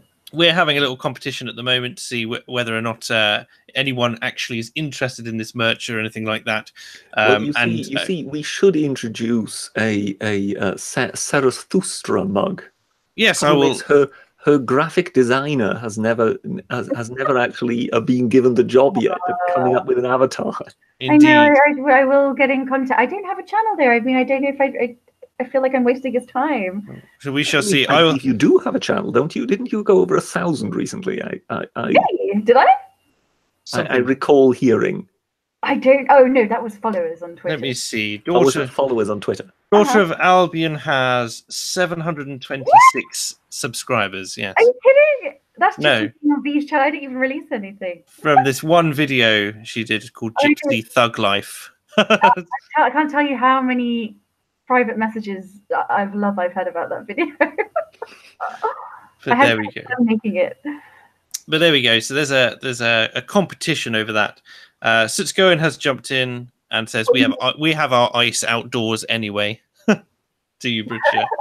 So there's that. But yes, we're having a little competition between the different RPG party members to see if anyone can actually sell some merch.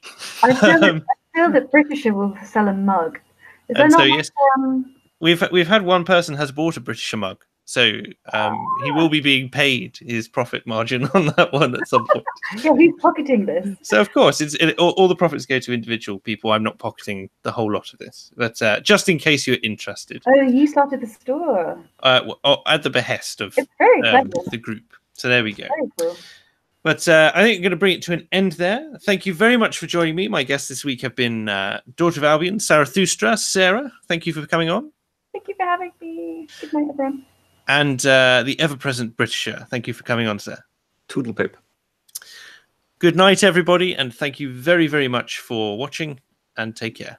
Have a great week. Bye, chickens. Bye.